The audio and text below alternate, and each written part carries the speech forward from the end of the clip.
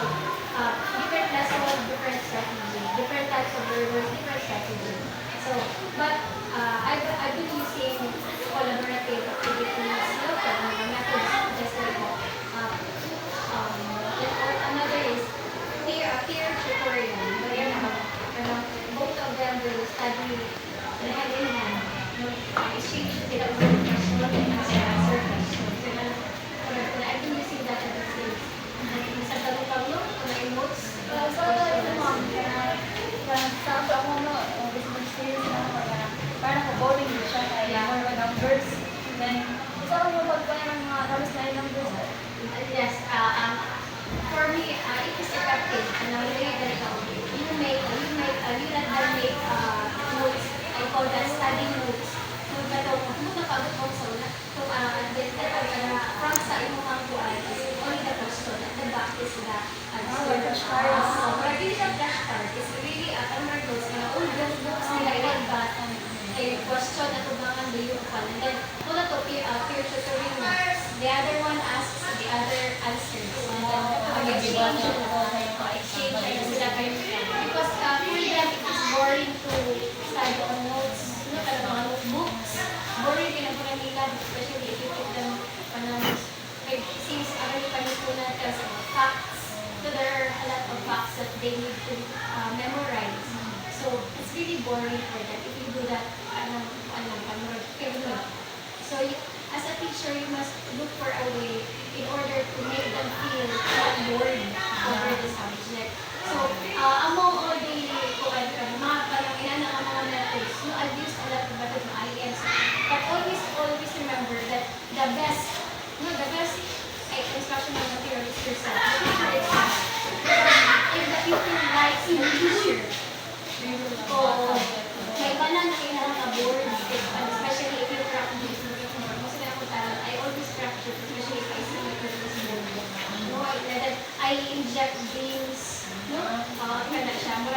because students nowadays are not really interested in analytical. Because the first day in school, the first question I ask them is, who likes analytical? First question, who loves analytical? That's the first question I ask. Gamay mo dito ang words. Unang word, mo gina siya ang challenge sa may isla. To make them analytical well-loved, to be liked. Kasi the best is gamification as of now. Kani the type of learners that I have now, they really like games. So kada 5 days in a week man ang atong klase kanang kuan. First day, second day, third day mag-discuss on. Then fourth day anang dito sa high na ami time na magkuha lagi ng oras. Magkuha lagi mag sa una na try na mga relay games, basketball, para lagi for their retention, memorization, mastery of the spell before I give them the activities. So base games, gamification is the best. Kasi yung mga blocks na panahon na. Games are siya. The second question is, how do you connect Aralin Pangundunan lesson to the current events and real-life situations to make the subject more relatable for students? As a subject, say for itself, Aralin Panlipunan. So, it speaks for itself. Aralin Panlipunan. So, meaning, you study about society. Okay. Not only the history, not only the past events of our heroes, but also politics. It tells about social issues, current events. It talks about that. So, in that sense, since that is a social issue, marilate magiging mo siya in their daily lives. And then, but sad to say, inipautang mo, have you seen the news? Have you watched the TV? Have you watched news in the social media? Wala din siya. Because our students are not really into it. Hindi sila kaayo they do not see the significance of Aralin Panlipunan. Maybe because bata pa sila. Wala pa sila. Pero every now and then, basta masud lang yun siya malocalize, so hindi mo makontextualize, so hindi mo, for example, karon ang mong topics is about mga patas ng guitar, mga karapatan, no, ano. So, you can easily adapt, or you can easily relate it to their present situation na makuha nila mo. Yeah. Pero the level of your issue or the situation is more alam para ila sa edad. Di ba sa ganyan mo sa ila? For example, ikaw nakapatay ka, hindi ka sa paayo. Ang tanong na sa mura, ilala ka sa level of understanding, or anak, level ka nila, pero ma-adapt din mo ang topic. Okay, now, the third question is, what assessment techniques do you use to evaluate both the knowledge and critical thinking skills of your students in Aralin Palipunan? Okay. So, since Aralin Palipunan is more on chika-chika. No, chika-chika ka. Kanang mostly gali, kung di kayo mo ma-indicate ng activities, mura mo siyang ma-lecture. So, if you start the conversation, you can actually increase their critical thinking. You can know, you can not only develop their remembering, mga understanding, no, and remembering of the dates, the names, the places, events, but also the higher order thinking skills na hats na tawag. Okay, so you can ask questions that are beyond the topic. No? You can ask questions that can improve their the depths of their thinking, of their reasoning. Develop din sa ating palipunan. Paano siya? Kung siya issues. Relevant to siya. Nagul ko din. So, number 4, Ma'am, what are the most common challenges you encounter when teaching Aralin Palipunan to intermediate grade students, and how do you address them? My challenge. Number one challenge is the stigma. Anong stigma ko siya? Stigma o Aralin Palipunan. Ang notion ba, ay, Aralin Palipunan, boring. Ay, Aralin Palipunan, sige nagsakbo. Ay, Aralin Palipunan, sige nagsuwat-suwat. Lalo mo na ilahaday. So that's the biggest challenge I always encounter, especially during the first day. And that is why, as a teacher of Aralin Palipunan, I always see to it that my classes are only.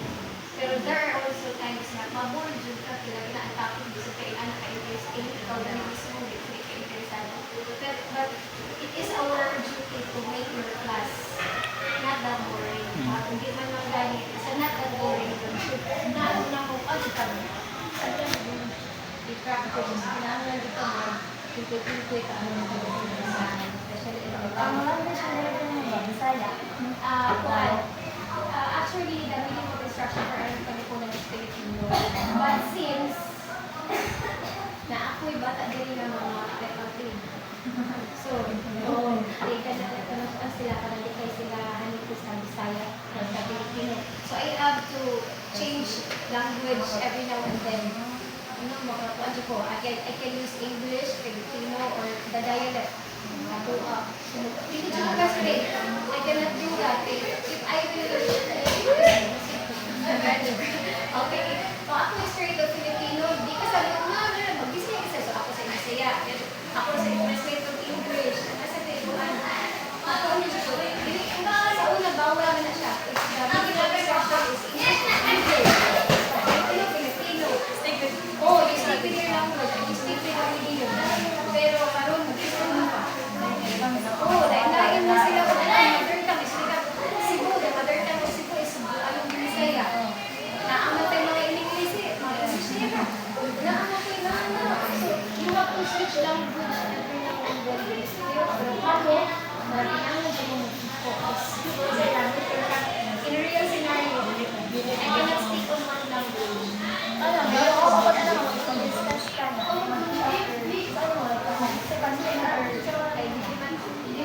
Bawal naman ang punishment. Bawal naman. You call their attention. Make their names as your example. You call up the teacher, for example. You discuss, and then you need to have example. You get the name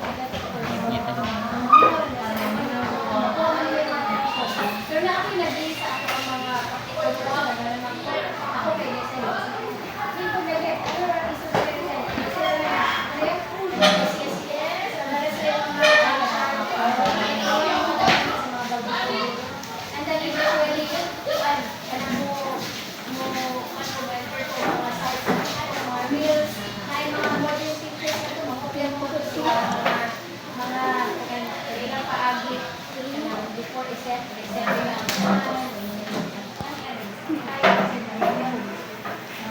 Ganito, magkinakalan mo siya sa go with the flow. Kaya mga pala, gone are the days, gone are the days, ang mag-isla, talk project, mga panahon ko magkakala, mga likod ng dapat siya rin. Teacher, student-centered naman yun. No, hindi ko nagdawal naman ang teacher-centered. Ito, ito, paano niya. Kaya, go with the flow. Ito, ano naman nila, nasa generation nila. Instead of using pure INs na connotation lang, you integrate it with ICT. Kailangan exposure dahil natin hindi sa mga pero ano naman sa mga pila na years, ikadala kasi the first PB,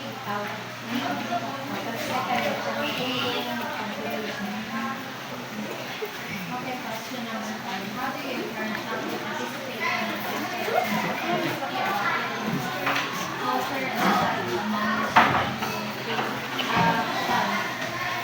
you plan your activity. You choose effective motivation. Motivation is you can start a lesson by directly feeling the chicken. Okay, look for motivation. Then it's either small situation or activities. So then you choose your correct motivation in choosing mga questions that make trigger their minds. Tapos yung answers that trigger their lesson.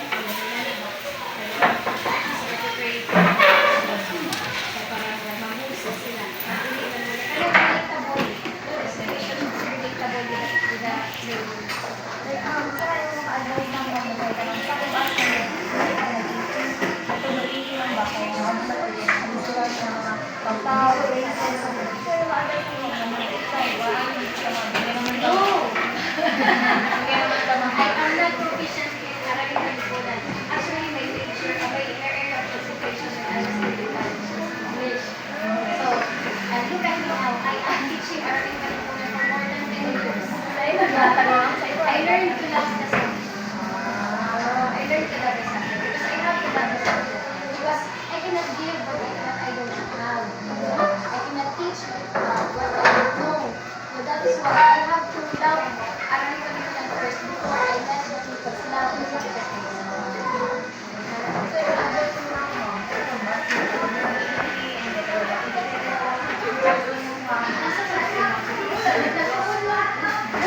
I just started. Oh, kasi available yung subject. Wala kayo ganda. You can never be a effective teacher if you don't love the subject. So you have to love the subject. You have to love the subject. Hindi mo ka gusto na ng klase. Hindi ka kapag hindi ka inspired ka mo.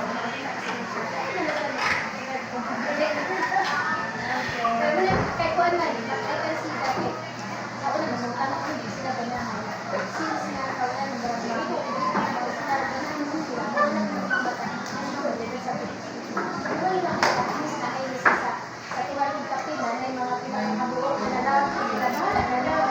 So at least po, kanakita ko, tawag na ang first me sa division that I am going to represent regional level kasi sayang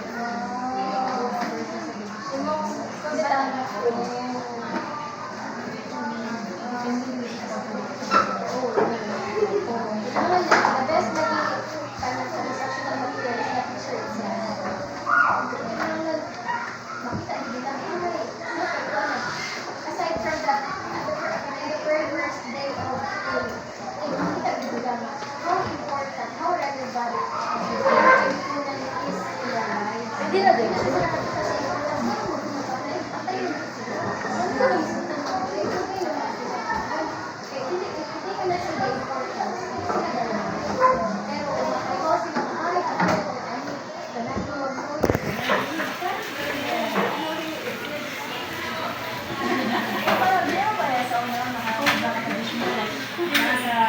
Hindi na kayo po. Hindi na activities.